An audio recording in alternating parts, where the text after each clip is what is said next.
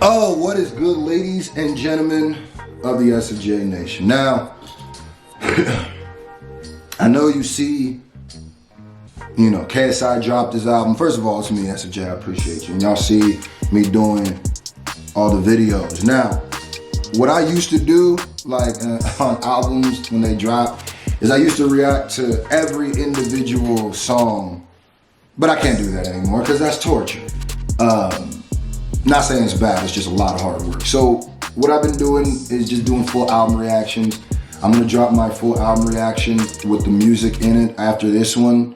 But I just thought I would drop my thoughts on this project because I kind of think it is an important project for YouTubers in general. Now I did the KSI reaction to the Offset video. I did the album reaction, now I'm doing this. I feel like when something of this magnitude does drop on this platform, it is important to give it a lot of light.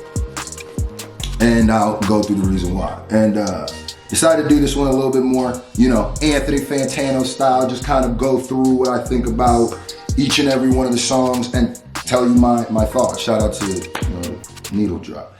We'll see how this goes. Shout out to y'all. So, the album starts out super strong to me on What You've Been On, which is a very hard-hitting track.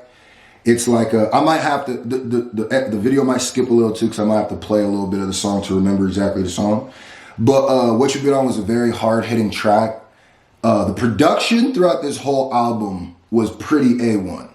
The beat selection was crazy to me. Like, when it comes to projects that YouTubers have dropped, this is probably beat-wise some of my favorite beats. I've heard beats on this where I was just like, ooh, I would just get off on this beat. This nasty, right? So he opens it up pretty tough. I liked it right away. And that to me is the most important thing, especially in streaming era, is how you open up your album because your highest stream songs are going to be towards the front. It's just people's attention span. Then we get into Cap with Offset. Now, this was a moment that I felt low-key like kind of proud in a weird way because I see, the creators on this platform, especially the ones who are doing the stuff that I back and stuff like that I would rock with. I see moments like this as a big thing because KSI has done features with people before, he's got this whole album is a pretty star-studded event. You know what I mean? What I liked about Offset to me is Offset, Offset, and I think my two favorite features on this were Offset and Rick Ross, I think. Offset to me had the most non-phoned in verse. I thought when I saw, every time I saw a feature, I'm like, now I know they're going to get on this track. Are they going to phone it in? Because that's what they did. Some of them phoned it in, I will say that. But Offset did not phone it in. That was a good Offset verse to me. Like, I really enjoyed that. I like the song Cap. The only thing that kind of annoyed me in retrospect, and it's a really small pet peeve, where he said, I can't be friends with no cap. I feel like it's supposed to be no cap, A-word, N-word. It should be like, with no cap. I get it, with no fake stuff in general. But cap used in that tense, I know I'm being an English teacher and that, an urban English teacher, so an urban dictionary teacher, so I probably should. All right, then we get into Poppin', which is a cool song. I think Lil Pump phoned in his verse. I really think he did.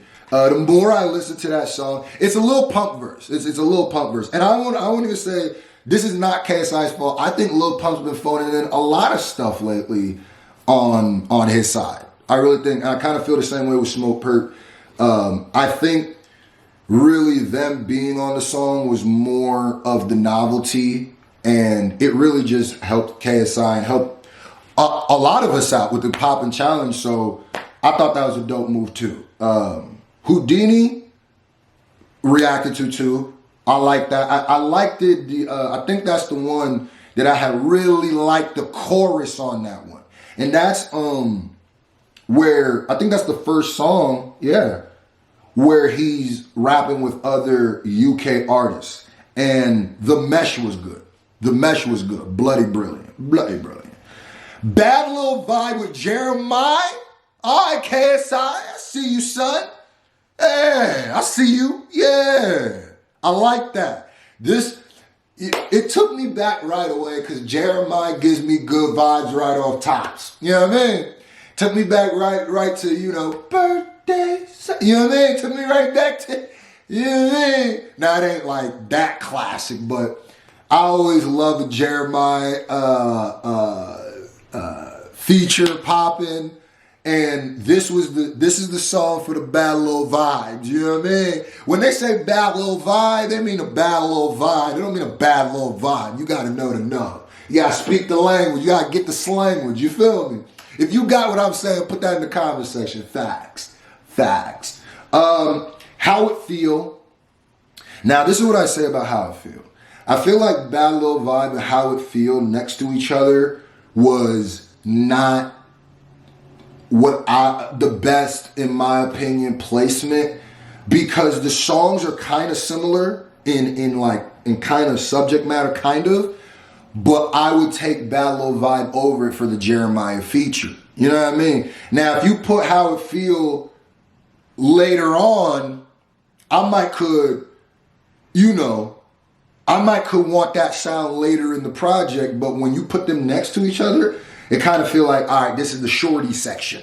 This is the section where it's like I'm talking directly to the shorties. Now, what I do like about this project, it is a project that I do think men and women are going to like. I think there's going to be songs that, you're going to hear when people are not quarantined anymore. Now, I don't know if I'm going to be in the middle of some club in New York and they throw something on, but if ever KSI had a chance for that, it's going to be on this project. We got Wake Up Call featuring Trippie Redd. I like that song a lot. When I actually like that more than when I initially reacted to it. The song is just very infectious. It's like low key. Even when I go back in my memory bank and think about it, it just reminds me of Sunniness. It makes me feel like Kyle could have been on that song, and it would have made sense. It's even if the song don't, that's what the vibes it gave up to me. It's just like even though I do feel, I've seen Trippie do crazier things, but Trippie is a very versatile rapper. You do not get the same Trippie Redd. If you get a Trippie Redd project and you listen to Trippie Redd project, you will not get the same Trippie Redd every song. That is the appeal of Trippie Redd. You gonna get, he runs the gambit from the most croony, screamy, high pitch, extreme slathered auto-tune vocals to ribbity rap, literally. Like, you gonna get either of that. So that's pretty cool. Now, I'm not a fan of everything Trippie do. I do like some of his stuff though.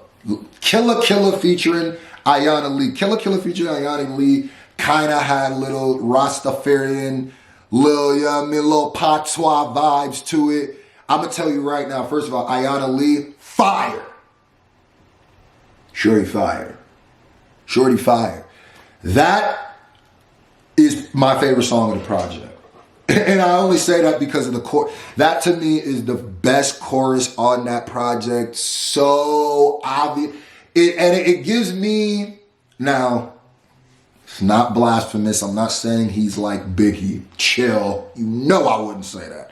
What I'm saying is it definitely gave me respect vibes. If you know your hip hop, if you listen to Ready to Die, me holla respect to all the conman them. Conman, bring conman friend. Fire ban to all the informer them.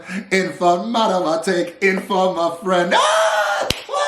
Now, I know it wasn't deep. Their English wasn't broke that much, but I have a soft spot for songs like that. So to me, that's my jam right now. Domain, here's what I will say. After Killa, which to me was the peak of the album, I think it, to me, Now, this is my opinion. I keep it a band. I think it kind of took a little bit of a quality dive after that. Because I only feel like, except for Down Like That, but I feel like, especially Domain, Undefeated, and Millions, I loved the message in Millions because it's more than just money. People gonna think he's just talking about money.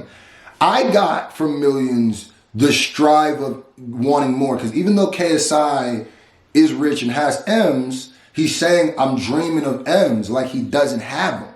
It's to me talking about never be satisfied, always be hungry, and I like that message.